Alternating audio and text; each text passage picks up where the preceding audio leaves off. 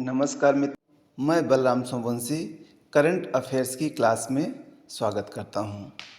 मित्रों, current affairs जैसा कि हम जानते हैं बहुत ही महत्वपूर्ण रोल अदा करता है हमारी परीक्षाओं में। तो इसलिए करंट अफेयर्स पर हम विशेष रूप से फोकस करते हैं, क्योंकि अगर करंट अफेयर्स हमारा अच्छे से तैयार रहेगा तो हम इनको बहुत अच्छे से समझ सकेंगे और परीक्षाओं में आए हुए प्रश्नों को बहुत ही आसानी से सॉल्व कर सकेंगे। तो चलिए हम लोग शुरू करते हैं करंट अफेयर्स की आज की क्लास। तो मित्रों, हमारा पहला प्रश्न है कि फ्रैंकलिन डी रूजवेल्ट ये कौन है? फ्रैंकलिन डी रूजवेल्ट ये अमेरिका के पूर्व राष्ट्रपति थे और 1945 में चौथी बार अमेरिका के राष्ट्रपति के रूप में शपथ ली। इन्होंने कितनी बार? चौथी बार, यानी 4 बार अमेरिका के राष्ट्रपति बने।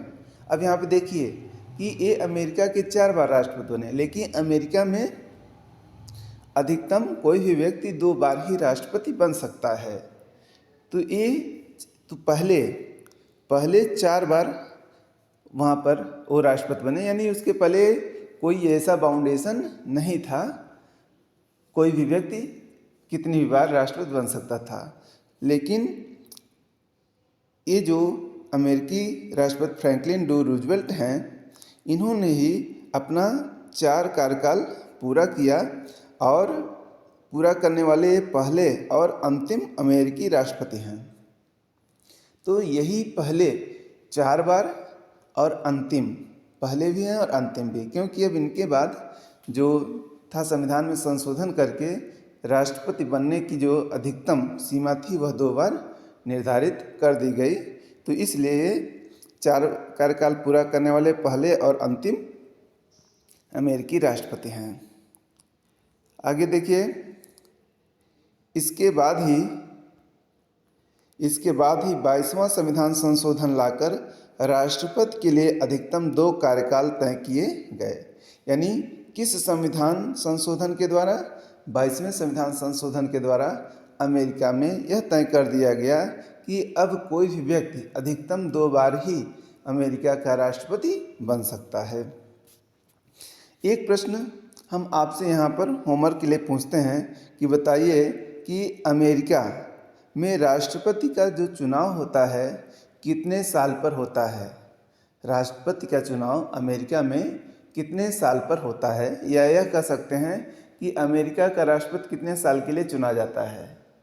अमेरिका का राष्ट्रपति कितने साल के लिए चुना जाता है? ये आपका होमवर्क प्रश्न है। आप लोग इसको कमेंट में हमको बताइए। अगला प्रश्न है हमारा, भारतीय परमाणु रिएक्टर अप्सरा, यहाँ पर अप्सरा होगा, अप्सरा, ठीक है। 1957 में पहले भारतीय परमाणु रिएक्टर अप्सरा को राष्ट्र को समर्पित किया गया। यानी इसको राष्ट्र को कब समर्पित किया गया? 1997 में। इसका डिजाइन होमी जहांगीर भाभा ने 1955 में तैयार किया था। यानी जो अप्सरा रिएक्टर है इसका डिजाइन किसने तैयार किया था? होमी जहांगीर भाभा ने। कब? 1955 में। आप इसको याद रखिए। अगला है, इस रिएक्टर के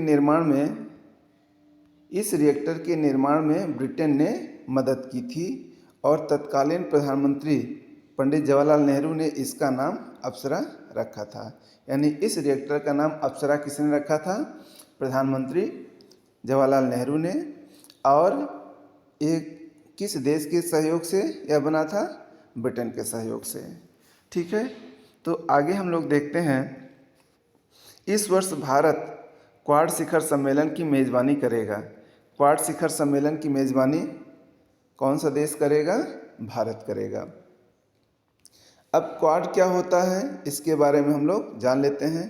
क्वाड भारत, अमेरिका, ऑस्ट्रेलिया और जापान, भारत, ऑस्ट्रेलिया, अमेरिका और Bharat, Australia, Bharat, America, Australia और जापान देशों का एक समूह है जिसका उद्देश्य भारत प्रशांत क्षेत्र में लोकतांत्रिक देश के हितों की रक्षा करने और वैश्विक चुनौतियों का सामना करना है। तो यह 4 देशों का प्रमुख समूह है जिसका उद्देश्य भारत प्रशांत क्षेत्र में लोकतांत्रिक देश के हितों की रक्षा करने और वैश्विक चुनौतियों का सामना करना है। यह इसका उद्देश्य है। क्वाड समूह, क्वाड होगा क्वाड क्वाड समूह की स्थापना नवंबर 2017 में हिंद प्रशांत क्षेत्र को किसी बाहरी शक्ति के प्रभाव से मुक्त रखने हेतु नई रणनीति बनाने के लिए हुई थी और आसियान शिखर सम्मेलन के एक दिन पहले इसकी पहली बैठक का आयोजन किया गया था। यानी जो क्वाड है इसकी स्थापना नवंबर 2017 में की गई थी। हिंद प्रशांत क्षेत्र को किसी बाहरी शक्ति, यानी देखा गया था कि जो हिंद प्रशांत क्षेत्र है इस पर चीन अपना बहुत अधिक प्रभाव दिखा रहा था, तो अप्रत्यक्ष रूप से इसी के प्रभाव से मुक्त रखने हेतु नई रणनीति बनाने के लिए इसका गठन किया गया था। अगला है क्वाड के सभी 4 देशों जापान, भारत, ऑस्ट्रेलिया ने 2020 में मालाबार और यूएसए ने 2020 में मालाबार अभ्यास में भाग लिया। यानी ये क्वाड के देशों ने कब मालाबार अभ्यास में भाग लिया? 2020 में। तो यह भी यहाँ पर प्रश्न बनता है कि जो मालाबार अभ्यास है वह किन देशों के बीच होता है? यह भारत, जापान, ऑस्ट्रेलिया और अमेरिका के बीच होता है। मालाबार अभ्यास भारत, जापान और संयुक्त राज्य अमेरिका की नौसेनाओं के बीच होने वाला एक वार्षिक त्रिपक्षीय नौसेना अभ्यास है। यह एक वार्षिक त्रिपक्षीय नौसेना अभ्यास है जिसे भारतीय तथा प्रशांत महासागरों में बारी बारी से आयोजित किया जाता है। यह आप याद रखिए। अगला है कि जो कुछ प्रमुख उद्योगपति हैं और जो प्रमुख कंपनियां हैं उनके प्रमुख कौन कौन हैं, इसको हम थोड़ा सा यहाँ पे जान लेते हैं। जैसे अमेज़न के संस्थापक कौन हैं? Jeff Bezos. अमेज़न के संस्थापक जेफ बेजोस, एप्पल के मुख्य कार्यकारी अधिकारी टिम कुक, मेटा जिसको पहले फेसबुक के नाम से जाना जाता था, मेटा के प्रमुख मार्क जुकरबर्ग, ओपन एआई के सीईओ सैम आल्टमैन, गूगल के सीईओ सुंदर पिचई ये भारतीय हैं, उबर के सीईओ दारा खोसरोशाही और ट्रिबेका डेवलपर्स के संस्थापक कल्पेश मेहता, ये भी इंडियन हैं। तो यहाँ पर इसको आप याद रखिए कि कौन किस कंपनी का प्रमुख है। कभी कभी एग्जाम में इस तरह से भी पूछ लिया जाता है इनके नाम। अगली खबर है हमारे कि अटल भूजल योजना। अब हम जानते हैं कि अटल भूजल योजना क्या है। अटल भूजल योजना, इस योजना के 5 वर्ष पूर्ण हो गए हैं। तो यह अब महत्वपूर्ण योजना है, चर्चा में है, एग्जाम में आने की संभावना इसकी अधिक है। तो आप इसके बारे में डिटेल से जान लीजिए। इस योजना का उद्देश्य जल संकटग्रस्त क्षेत्रों में जल संसाधनों का प्रबंधन सुनिश्चित करना है। तो यह योजना क्या है, इसका उद्देश्य क्या है? जल संकट क्षेत्रों में जल संसाधनों का प्रबंध सुनिश्चित करना है कि जो जल संकट क्षेत्र हैं वहाँ पर जल संसाधनों का किस तरह से प्रबंधन किया जाए कि जो जल संकट की समस्या है वह दूर हो जाए। इसी के उद्देश्य से अटल भूजल योजना लॉन्च की गई थी। इस योजना की खास बात यह है कि यह योजना पूरी तरह सामुदायिक प्रयासों पर आधारित है। यह इसकी बहुत बड़ी विशेषता है, यह पूरी तरह से सामुदायिक प्रयासों पर आधारित है। यह योजना 7 राज्यों, यहाँ पे याद रखिए, यह योजना 7 राज्यों गुजरात, हरियाणा, कर्नाटक, मध्य प्रदेश, महाराष्ट्र, राजस्थान और उत्तर प्रदेश में संचालित है। यानी जो अटल भूजल योजना है यह अभी केवल 7 राज्यों में ही संचालित की जा रही है, क्योंकि यहाँ पर जल संसाधन की जो विशेष कमियां हैं उनको दूर करने के लिए। ठीक है, तो यह इम्पॉर्टेंट योजना है, आप इसको अच्छे से याद रखिए, एग्जाम में आने की संभावना इसकी अधिक है। अगला है राष्ट्रीय आपदा मोचन। राष्ट्रीय आपदा मोचन बल यानी NDRF का कौन सा स्थापना दिवस मनाया गया? इसका 20वां स्थापना दिवस मनाया गया। अब NDRF का 20वां स्थापना दिवस मनाया गया, तो यहाँ पर हम लोग NDRF के बारे में जान लेते हैं कि NDRF क्या है। यह भारत सरकार का एक विशेष बल है। यह भारत सरकार का एक विशेष बल है। यह आपदाओं के दौरान विशेष प्रतिक्रिया देने के लिए, कब? आपदाओं के दौरान विशेष प्रतिक्रिया देने के लिए बनाया गया है। इसकी स्थापना 2006 में की गई थी। इसकी स्थापना कब की गई थी? 2006 में। यह आपदा प्रबंधन अधिनियम 2005 के तहत बनाया गया था। यानी यह किस अधिनियम के तहत बनाया गया था? आपदा प्रबंधन अधिनियम 2005 के तहत बनाया गया था। NDRF का गठन भारत की पूर्वी तट पर आई सुनामी के बाद किया गया था। जब सुनामी आई थी उसी के बाद इस दल का गठन किया गया था। NDRF में भारतीय सशस्त्र बलों की तीनों विंग के कर्मी शामिल होते हैं। यानी जो NDRF है इसमें जो हमारी भारतीय सेनाएं हैं, जो जल सेना, थल सेना और वायुसेना, तीनों के कर्मी शामिल होते हैं। और इसमें किस प्रकार के कर्मी शामिल होते हैं और इनके प्रमुख को क्या कहा जाता है? NDRF के प्रमुख को महानिदेशक कहा जाता है। और NDRF की एक बटालियन में, NDRF की हर बटालियन में 1149 कर्मी होते हैं। कर्मी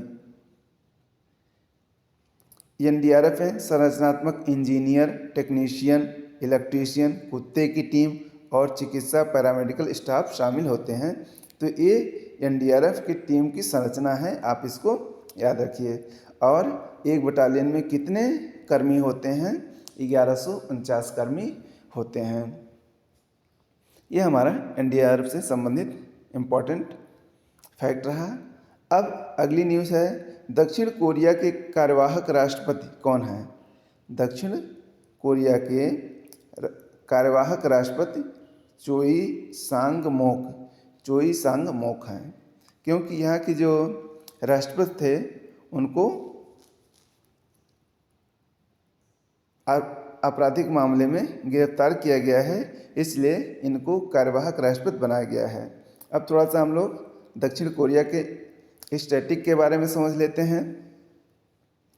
दक्षिण कोरिया के जो राष्ट्रपति थे यून सुक एओल पहले मौजूद दक्षिण कोरियाई राष्ट्रपति हैं जिनको आपराधिक मामलों में गिरफ्तार किया गया है। यानी जो यहाँ के राष्ट्रपति थे यून सुक एओल, इनको आपराधिक मामलों में गिरफ्तार किया गया है और ये दक्षिण कोरिया के ऐसे पहले राष्ट्रपति हैं जिनको किसी आपराधिक मामले में गिरफ्तार किया गया है।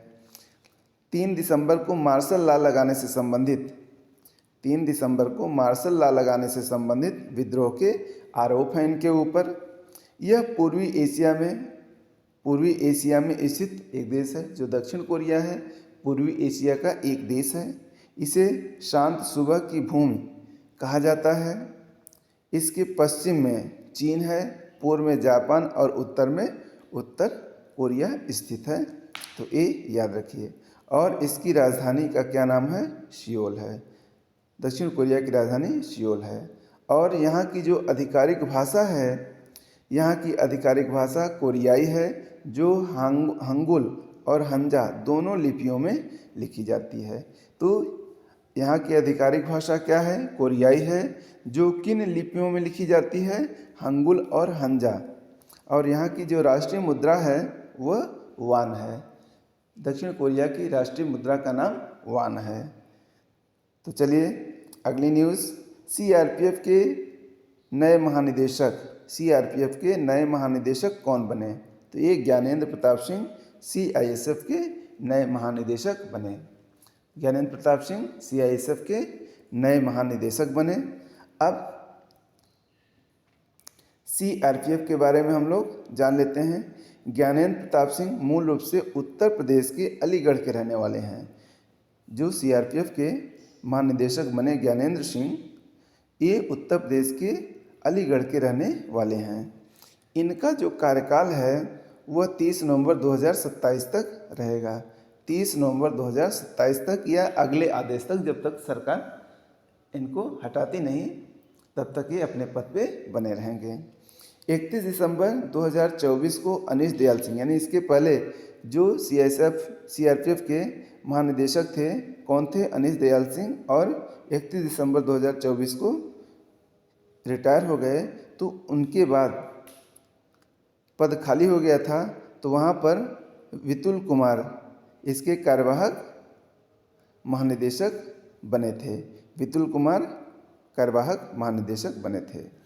तो इस तरह से अगर देखा जाए तो जो ज्ञानेंद्र प्रताप सिंह हैं, किसको प्रतिस्थापित करेंगे? विपुल कुमार को। किसको प्रतिस्थापित करेंगे? विपुल कुमार को। लेकिन ये कार्यवाहक हैं। मुख्य रूप से जो इसके महानिदेशक थे पूछा जाएगा तो अनीश दयाल सिंह को ये प्रतिस्थापित करेंगे। ठीक है, तो आप यहाँ पे दोनों नाम याद रखिए। दोनों नाम पूछा जा सकता है कि किसको ये प्रतिस्थापित करेंगे। यह भारत का सबसे बड़ा केंद्रीय सशस्त्र पुलिस बल है। जो CRPF है भारत का सबसे बड़ा केंद्रीय सशस्त्र पुलिस बल है। इसकी स्थापना 27 जुलाई 1939 को हुई थी। इसकी स्थापना कब हुई थी? 27 जुलाई 1939 को। यह भारत सरकार के गृह मंत्रालय के अंतर्गत आता है। यह किस मंत्रालय के अधीन है? गृह मंत्रालय के अधीन है। और CRPF का प्रशिक्षण केंद्र कहाँ पर है? केंद्रीय प्रशिक्षण महाविद्यालय कोयम्बटूर। CRPF का प्रशिक्षण केंद्र कोयम्बटूर में है। ये बहुत एग्जाम में पूछा जाता है, तो आप इसको अच्छे से याद रखिए। ठीक है, आगे हम लोग देख लेते हैं कि बिग बॉस 18 के विजेता कौन बने। करणवीर मेहरा ये बिग बॉस 18 के विजेता बने। अब यहाँ पे हम लोग कुछ रैपिड न्यूज़ देख लेते हैं। ऋषभ पंत